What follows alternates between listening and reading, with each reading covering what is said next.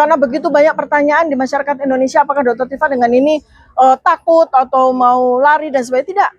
Di dalam amar putusan jelas ya, ayat 75 pasal 75 ayat 2 dan 3 atau pasal 206. Silakan kalau memang JPU mau lanjut lagi ke banding. Silakan. Jadi tadi pohon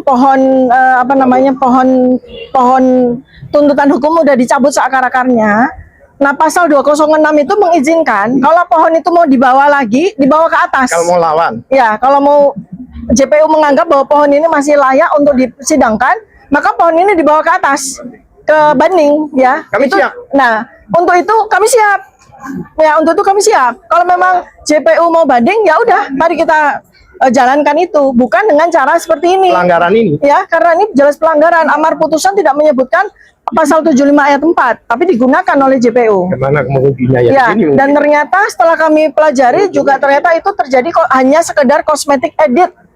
Hanya memperbaiki teks ya, tidak memperbaiki substansi, apalagi membuat baru. Jadi sekali lagi teman-teman seluruh media, saya juga perlu sampaikan, karena begitu banyak pertanyaan di masyarakat Indonesia, apakah Dr. Tifa dengan ini takut atau mau lari dan sebagainya. Tidak.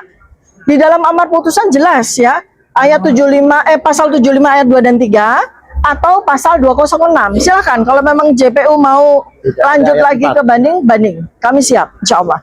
Ya, terima kasih. Ada pertanyaan? Dr. Tifa hadir juga di sini. Ya, insya Allah. Jadi saya mesti lihat jadwal ya, tapi insya Allah saya akan mengikuti teman-teman persidangan ini ya bersama para advokat saya. Tentu saja mereka sangat berkepentingan terhadap saya ya, masa saya tidak hadir ya. Saya harus membersamai juga. Ini lagi ya. Terima kasih. Saya menegaskan apa yang dikatakan Dr. Tifa. Pra peradilan ini bukan untuk kepentingan Dr. Tifa. Karena Dr. Tifa tidak minta dibebaskan, tidak minta dibatalkan status tersangkanya.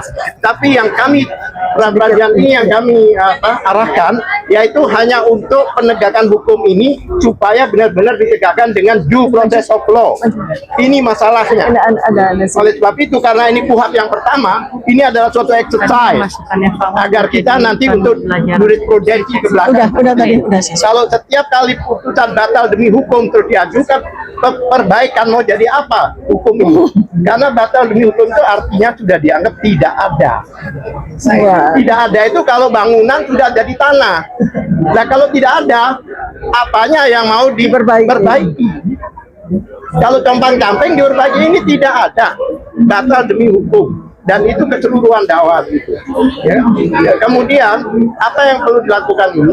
Satu hal lagi adalah putusan pengadilan itu yang harus dipegang untuk langkah-langkah selanjutnya.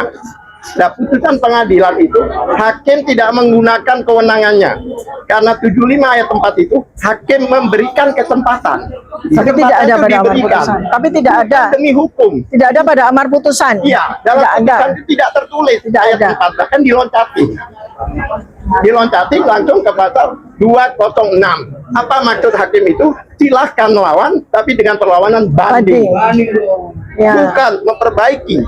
Seperti pohon itu udah kecabut akar-akarnya, apanya yang diperbaiki? Kalau diperbaiki itu yang memang rusak. Ini tidak ada. Download Tribun X sekarang, menghadirkan lokal menjadi Indonesia.